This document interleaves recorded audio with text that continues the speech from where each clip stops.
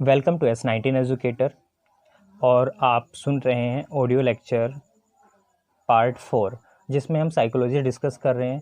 तो last lecture में हमने डिस्कस किया था correlation research and types of doing research. उसके बाद हम आते हैं अपने नेक्स्ट टॉपिक पे, जो टॉपिक का नाम है चाइल्ड डेवलपमेंट। इसमें हम कुछ बेसिक और डोमेन्स के बारे में बात करेंगे।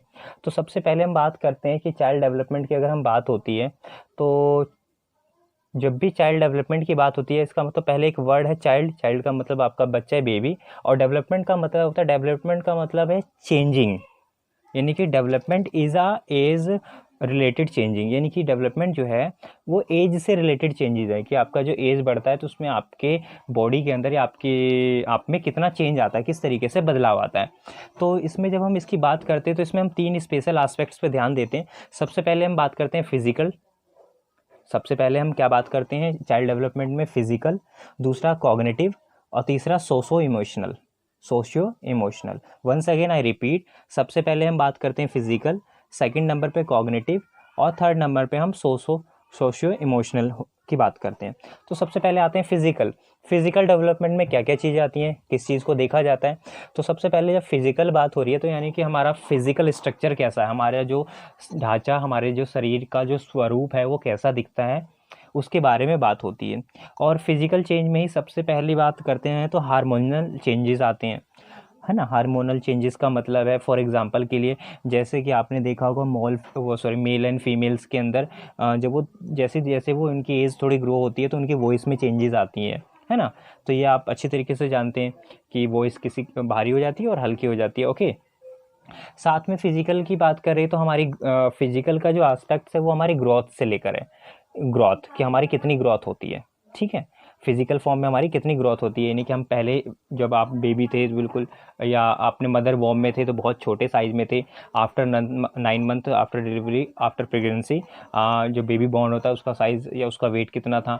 उसके बाद उसका धीरे धीरे धीरे धीरे जैसे उसकी लाइफ की जो डेट बढ़ती जाती है, मतलब जैसे जैसे एज ग्रो होता है तो उसकी बॉडी का स्ट्रक्चर धीरे धीरे ग्रोथ करने लगता है। कि जैसे आपकी बॉडी डेवलप होती है कि भाई अभी आपके 2 तरह के इसमें चेंजेस आएंगे कि सेंटर से आपका मतलब सेंटर पार्ट पहले होता है, उसके बाद एक्सटर्नल पार्ट डेवलप होता है ना।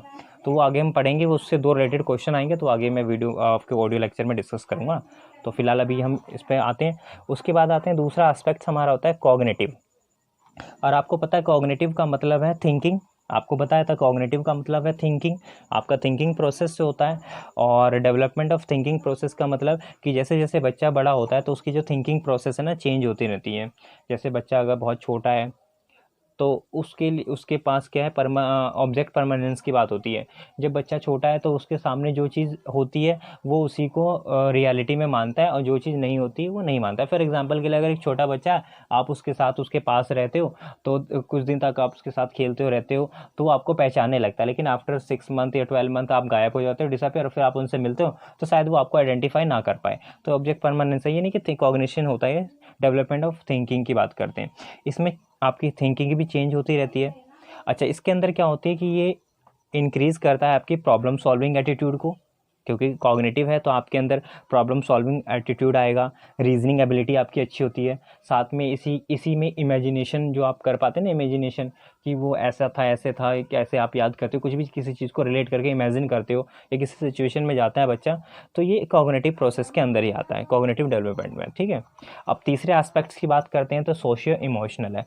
अब ये सोशियो इमोशनल वर्ड को अगर हम ब्रेक करते हैं तो हमारे पास ये 2 अलग अलग वर्ड बनते हैं, सोशल और इमोशनल। यानी कि 2 एस्पेक्ट्स हैं जिनका आपस में कोई रिलेशन है, को रिलेशन, अभी बात कर रहे थे ना, को रिलेशन, आपस में से संबंध है। यानी कि सोसाइटी में जो भी सिचुएशन होती है उसी के हिसाब से हम इमोशनली अटैचमेंट होते हैं या डिटैचमेंट होते हैं, उसी के हिसाब से हम बिहेव करते हैं। फॉर एग्जांपल के लिए, अगर मान लो आपके आपके आपका अगर बर्थडे है या आपकी फैमिली में किसी का बर्थडे है तो वो खुश है, आप भी बहुत ज़्यादा खुश है उसके साथ, एक एटमॉस्फेयर के हिसाब से। लेकिन अगर मान लो किसी का गली में कहीं पे भी आप किसी के साथ कोई मिस हैपनिंग हो जाती है और वो सिचुएशन में वो सैड है तो आप भी सैड हो जाते हो, ऑटोमेटिकली हो जाते हैं। That is socio emotional. तो एक ऐसी कंडीशन है जिसमें बच्चे के मतलब चाइल्ड डेवलपमेंट पे ये एस्पेक्ट्स हैं जो इनसे रिलेट करता है। ओके, अब हमारे पास एक क्वेश्चन आता है कि चाइल्ड डेवलपमेंट है तो उसके क्या क्या कॉजेज़ हैं, मतलब क्या किस तरीके से हो रहा है ये डेवलपमेंट जो हो रहा है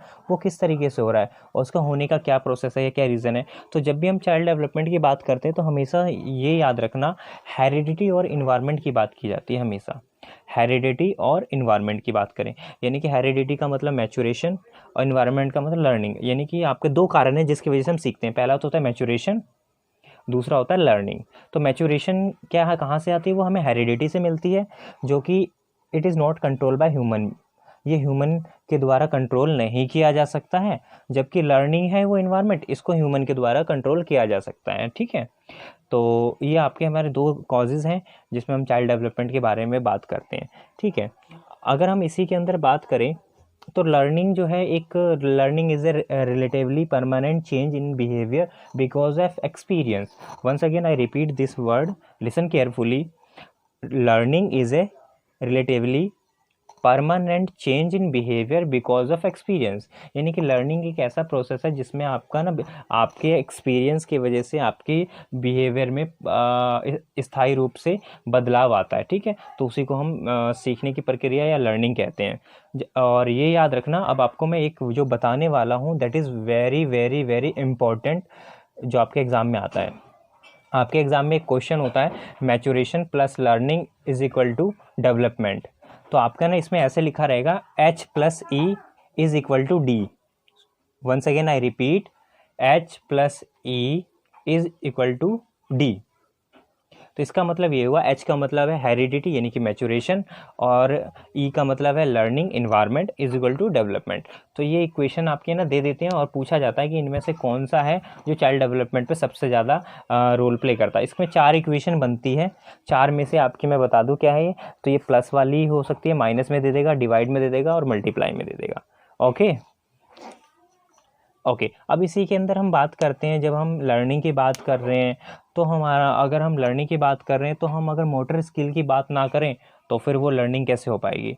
तो सबसे बात करते हैं मोटर स्किल। मोटर का मतलब मसल्स, हमारे मसल्स। स्किल्स का मतलब improvement bye practice. Motor skill की अगर हम बात करते हैं तो मोटर का मतलब होता है मसल्स, स्किल का मतलब होता है इम्प्रूवमेंट बाय प्रैक्टिस, यानी कि वो मसल्स जो बार बार प्रैक्टिस करने के बाद उसके अंदर इम्प्रूवमेंट होती है, उसको मोटर मसल्स के नाम से जानते हैं। ठीक है, अब आता है मोटर मसल्स। तो मैंने बता दिया क्या होता है, इस वर्ड को ब्रेक करके इसका मीनिंग बता दिया कि मोटर का मतलब मसल्स होता है, स्किल का मतलब इम्प्रूवमेंट बाय प्रैक्टिस होता है। तो अब हम बात करते हैं मोटर मसल्स, ये मोटर स्किल जो है इसके टाइप्स ऑफ मोटर स्किल्स। कितने प्रकार के होते हैं मोटर स्किल्स, उनके बारे में बात करते हैं। तो सबसे पहला होता है फाइन मोटर स्किल, दूसरा होता है क्रॉस मोटर स्किल। ठीक है, ग्रॉस मोटर स्किल, फाइन और क्रॉस मोटर स्किल। अब इसकी हम बात करते हैं, फाइन मोटर स्किल को स्मॉल मोटर स्किल के नाम से भी जानते हैं, जबकि क्रॉस मोटर स्किल को बिग मोटर स्किल के नाम से जानते हैं।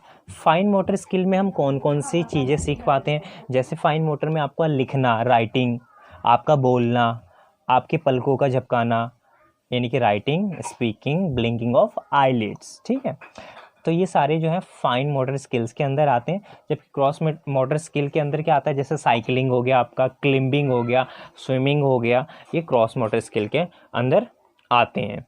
तो आई थिंक इसके अंदर आपको कोई डाउट तो नहीं होना चाहिए। तो यहाँ तक मैंने इसका कवर किया है, और इसके अंदर मोटर स्किल तक है। बाकी आपको मिलते हैं नेक्स्ट पार्ट में, जिसमें हम डिस्कस करने वाले प्रिंसिपल कि फिजिकल ग्रोथ के क्या क्या प्रिंसिपल हैं, उसके अंदर क्या क्या होता है। तो thank you so much to connecting with us.